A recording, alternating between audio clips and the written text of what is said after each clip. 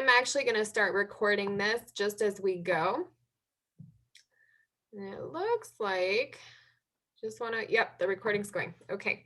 So for week 5, we've got the Christian perspective paper, and we're just comparing the perspective of the text, saying that parents have this big influence. We're comparing that with Harris in the video, saying it's really about the peers. And so you'll talk about whether her view is supported by research, and research you can be identifying based on what you're seeing in our textbook. And then you'll have to share the criticisms that you might have of her theory and the positives. So there's a quote that is typically attributed to Aristotle. I love it. I don't know if he actually said it. We're not totally sure. But the quote is, "The mark of an educated mind is to be able to entertain an idea or a thought without accepting it." So I can guarantee anybody on this call, oh, hi, Maggie. Good to see you. When you heard this comment from Harris about, oh, it's about peers, parents don't have any influence, you probably had a reaction in your mind. And you said, yes, that's so true, or that's so not true, or in my life, it has or has not been that way. And this paper will be your chance to show that mark of an educated mind. I'm entertaining the idea without necessarily accepting it. So instead of jumping to a conclusion, I'm analyzing both my criticisms, I'm providing those, and then I'm analyzing the positives of her idea. So if she thinks parents receive too much blame, how can I talk about the good things regarding that position that she has? How could that be helpful for society? And then ultimately, our favorite question brings in the Bible, and it's, what does the Bible say about the role of the parent in child development? And talking about nature versus nurture. Okay, so what does the Bible say about nature versus nurture? We're thinking about the life trajectory of a person. So if a person becomes very charitable and helpful and has a wonderful life and is heavily involved in ministry and very empathetic and selfless, then is that because the person was born that way and the genetic code and makeup of having kind and helpful parents has made this person kind and helpful? Or is it because this person has received so many resources over her life or his life and so much investment within themselves, spiritually, mentally, emotionally, and psychologically, to say, okay, now I have so much to give back to others? And then on the other side of that same coin, somebody who, for instance, is causing a lot of harm to others and is incarcerated and involved in the system, and all of these concerns are happening. Would we relate that to responsibility of peers or of parents, of nature or of nurture? And what does the Bible say? So that is what our paper is talking about. Your first step, your best step is just going to be to watch this video from Harris, and then you can start pulling in the text. But that's a really good place to start. So then down here below, it also says, it's kind of fine print, but it's minimum of 3 pages. Okay. This will be APA format.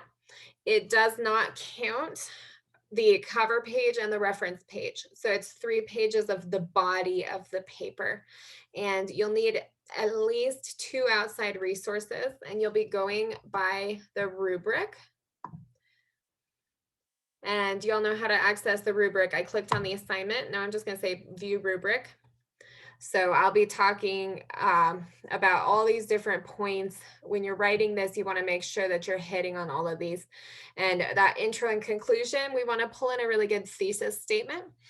So if I'm doing like a paragraph for my introduction, I will want to do a strong thesis statement that says my main ideas about the prompt points. So here's an example. I'm just going back to the prompt. So for my thesis statement, I could say, well, Harris argues, and when I'm doing Harris, I'm citing the source in APA format. While Harris argues that peers have the greatest influence on development, and Bernstein argues that parents have the greatest influence on development, research indicates that a variety of factors may contribute, and that ultimately personal responsibility is the key part of human development or of the outcome of a person's character, for instance. Or your final statement could be that both nature and nurture contribute, and the biblical perspective supports this. You don't have to say what I just said. I'm just throwing it out there. So you'll see that in that statement, it was a sentence, but I encompassed the main ideas. I didn't say everything in great detail, but I hit on them on these little bullet points. That's my thesis statement. And now as I dive into my sections, I really know what I want to say. And then when I write my conclusion, I can come back to the main ideas within that thesis statement. So obviously listed here, you're using your sources. If you do academic sources beyond the requirement, so more than 2, if you do 3, then you can get this advanced rating, and that's how you're going to get full credit. So proficient would be using the required number of academic resources. Okay. Intro and conclusion, we just talked about. APA format, spelling, and all that jazz. So you just do that proofreading. For the personal reflection, you're definitely pulling in your own experiences and the biblical perspective. It's very important to cite scripture. So you won't just want to say, God loves us and he designs us all to this and that. You'll need to put in scripture references, not just your own ideas, to support your statements. And then language, that goes on with the grammar and style, just writing academically. So avoiding random acronyms or little fragments of sentences and keeping your writing really strong. Okay. Is anybody familiar with Owl at Purdue? I'll post it. Yeah, I see a couple people saying. Okay, it's a beautiful website, you guys. You will love it. So APA format, and it is 7th edition. 7th edition came out roughly maybe more than a year ago. It was very recently. And so 7th edition, this website will be all up to date. All you have to do is type into Google Owl at Purdue APA 7th edition. And I'll send a announcement about this as well. I personally think this is the most helpful website. You can click on the formatting and style guide and look at all these categories for APA format, how to cite when you're writing within the text and you want to cite a source. They'll give you a lot of examples. So down below, they're showing us how I would quote this source with the year, quotation marks, and a page number. And then if I say, well, I want to know how to do my reference page, I would be going to where it says reference list, and I can just start with basic rules. So I clicked that here on the side under formatting and style guide. And the last thing to hit on for this APA format, because you will be using APA for your paper, and I'll see up here, you can look at the overview and the workshop, and it'll give you some more main ideas. But another helpful thing would be to Google Owl at Purdue APA 7th edition sample paper for a student. This APA sample student paper, don't do the professional papers, that's unrelated to what you're doing. But the student paper, I think, is one of the most helpful things you will ever encounter, because this is a fake paper that is formatted perfectly and beautifully in APA 7th edition format. So if you're a visual person, which I am, so maybe you are too, you'll want to see, oh, look, so I see that they have this heading, they bolded it, then they did an indentation, they started writing their introduction paragraph, indent, next paragraph. And as I click through, these little yellow comments are just explaining to you what they're doing for their source citation and things like that. You'll see how this person did the headings. So if you want to do headings for your different areas of content, that can be a really good way to start. This is a really long paper. Yours won't be anywhere near this long, but I am going to get down to the reference page because that you will use. And again, it won't be this long. But you can see in APA format, it's bold at the top. We still need to keep it double spaced. You'll notice that they're in alphabetical order. Okay, so even though you'll only have 2 or 3 or more if you want to, this is what the format will look like. So I personally think the sample paper is really helpful. And then if you're not sure how to cite specific sources, you can go back into the regular OWL at Purdue website and go to references. Maybe you're using a book or an electronic source. You probably are using an electronic source. So then you'll want to figure out how to reference web pages, okay? Or an academic journal article. That could be articles here. Those academic journal articles obviously are really good to use for reliable sources. You can get those through the CCU library. So that is the OWL at Purdue website. I'll send it out for everybody too, but I just want to make sure that you can see it because it is a helpful one. So that's our week 5 paper. Any questions on it? Is there going to be an abstract? Do you want an abstract for that? You don't need to. You can if you would like to. Any other? Cool. I'm really excited to read all of your papers. So I do have a little PowerPoint because we've got some time left. I'm going to cover a couple things that we've hit on, like I said, in previous units, just because not everybody was able to get on before.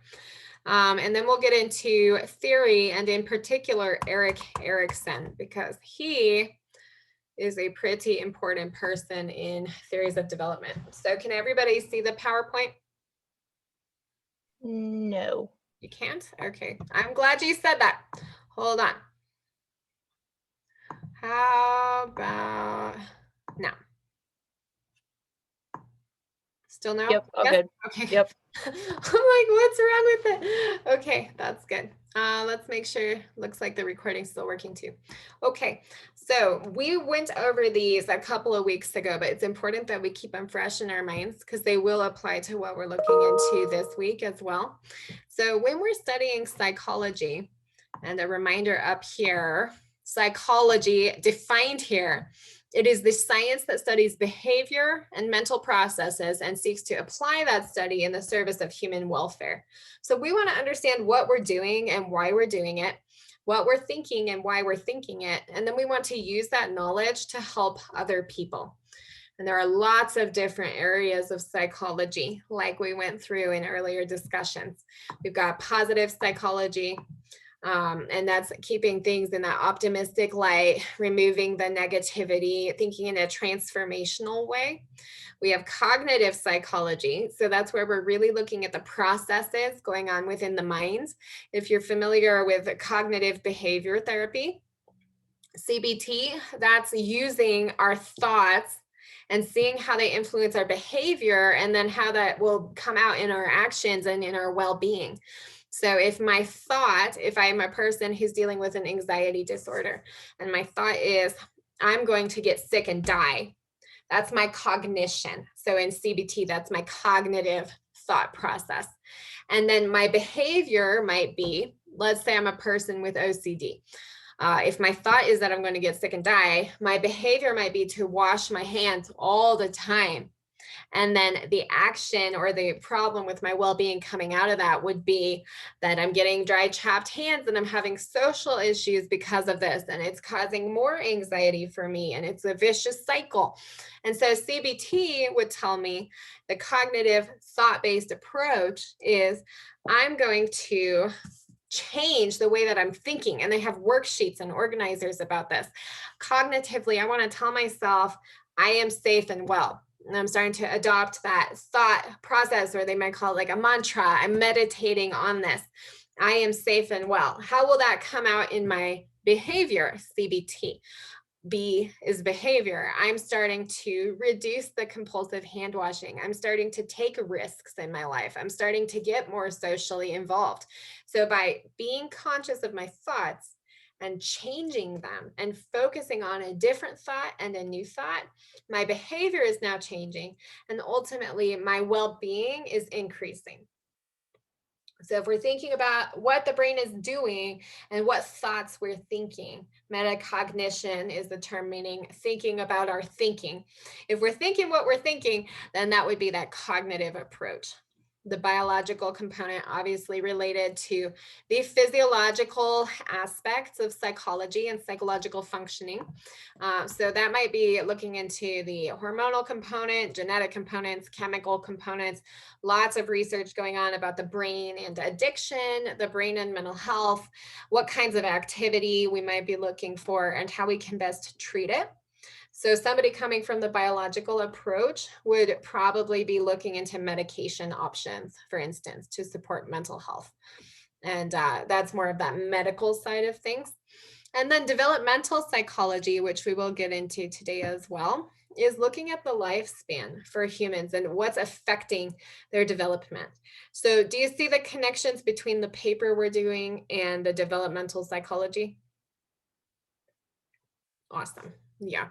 Looking at parenting, looking at peer influences, and really thinking about where you stand and where the Bible stands about those topics.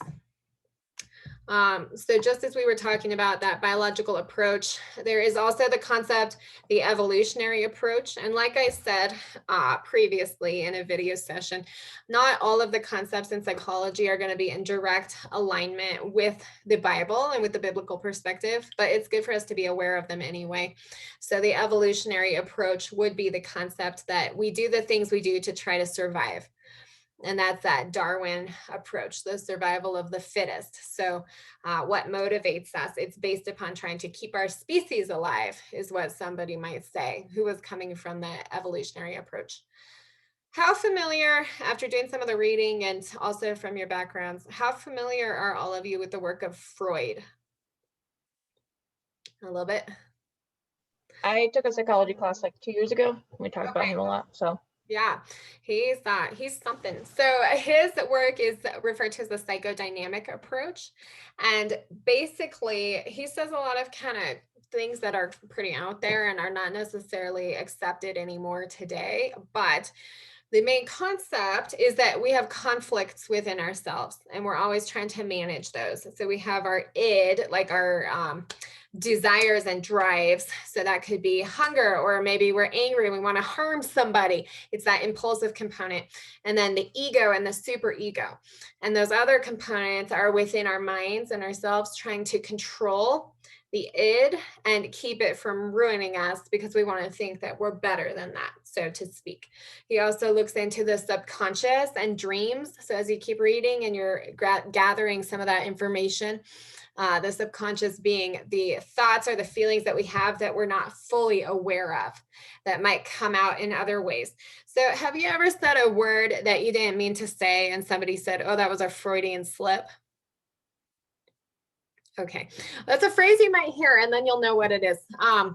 So for instance, if I were talking to a family member and I was going to say, I love you, and I accidentally said, I hate you, it's a joke, but then somebody might say, oh, that was a Freudian slip. I see how you really feel. Your subconscious is coming out, telling me how you really feel, and you lost your filter.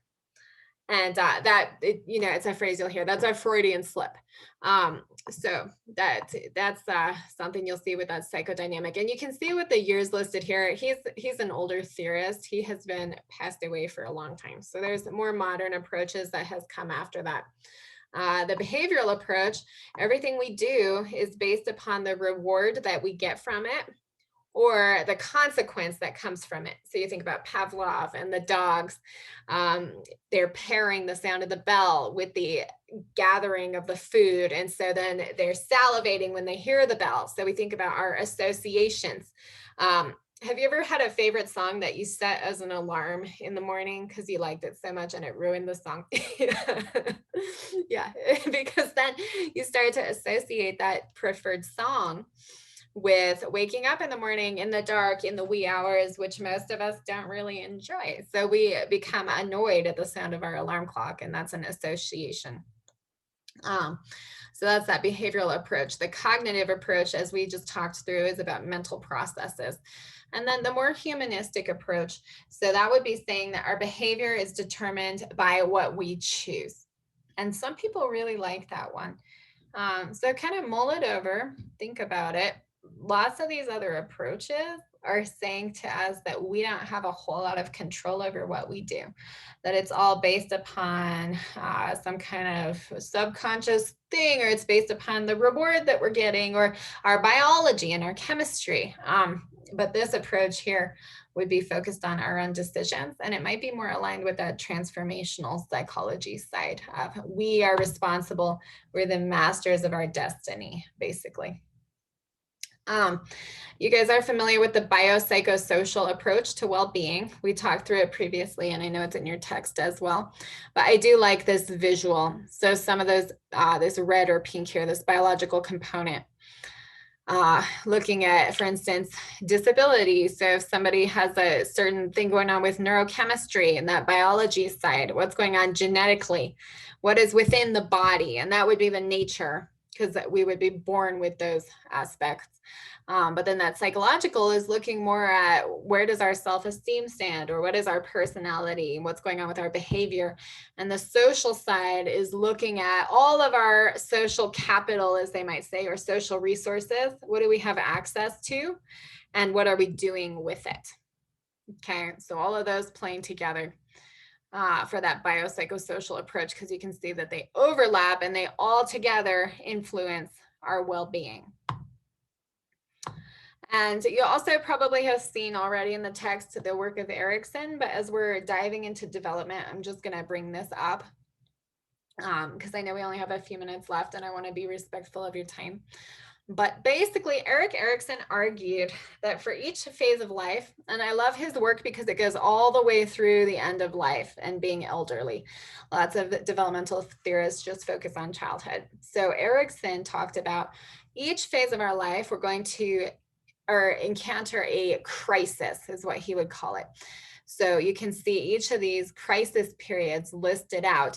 For example, during the teenage years, Erik Erikson would say that every person encounters a conflict, which is identity versus confusion. Who am I, kind of a thing. Do I believe the same things that my family does? Do I want to live the way that they do, for example? Or do I agree with my parents? Am I my own person? So the hope is that a person will work through this and have different experiences and processes and result in the resolution or the favorable outcome, which would be identity. But if they don't get through this in a healthy way, they could end up not reaching that resolution and instead ending up with the unfavorable outcome of confusion and not knowing who they are. And what kinds of problems, I'll just ask this as we wrap up, because I know you have this in your text as well, but what kinds of problems could a person encounter if they make it through adolescence and have not resolved this conflict and are still in the unfavorable outcome phase of confusion? Have you ever seen something like that, or can you consider what that might look like? They could have a hard time finding their identity in the world. Yeah. Which could result in what? Well, it could be a lot of, I wouldn't say confusion, but like it could lead them into doing things that could be really bad, or being influenced by people who they shouldn't be influenced by, and just being very gullible in a sense. Yeah, absolutely. And we know that as adults, decision-making skills are really important, and we need to know what our values are. And for people who are Christians, we have the Holy Spirit to guide us in that and to get through this period of confusion.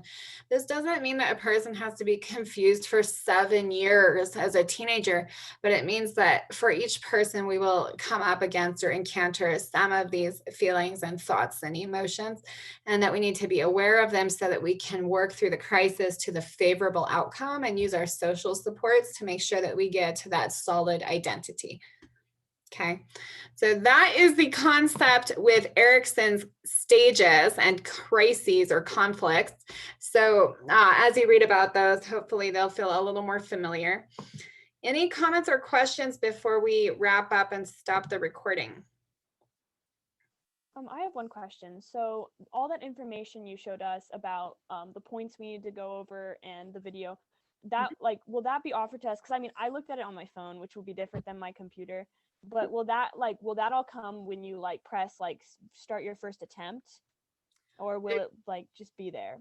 Good question. I will show you. So this is a week 5 paper, right? Oh, wait. Yeah. Now I stopped sharing my screen. Hang on. Yep. So this is the week 5 paper. So all you got to do is go to the left side, and yeah, probably on your phone, it might be a little tricky, but click week 5, click assignments, and here you'll see exactly what we just looked at. Okay, sounds great. I'll just look it up on my computer and it'll be probably normal. Sweet. Cool. That is the end of that screen share. Anything else? One more question on the paper. Is it, because you said it was a compare and contrast, is it more like from our like me kind of stuff, or is it more like professionally, like try not to use that? Is that what kind of point of view, I guess you would say? Really good question. It's a little bit of both. So for the beginning, the first bullet point is compare and contrast Harris to Bernstein. Is her view supported by research? So that's when you're keeping that really professional lens and just talking about them, the two of them. But when you get to the biblical perspective, you can pull in your beliefs as well. Okay, cool. Awesome. Thank you. Yes, of course. Anything else? I have a question. Mm-hmm. I know this sometimes varies, but do you allow for first person pronouns in papers, or would you prefer to stick to third person? Yeah, good question. That's okay. For instance, like we just talked about, we don't want to start with a lot of that because we're doing the comparison of the two sources. But when you get into the biblical perspective, it's okay to integrate your faith. And part of this course is reflection. So there's nothing wrong with that. Thank you. Of course. All right, you guys, I'm going to wrap it up. I will post the recording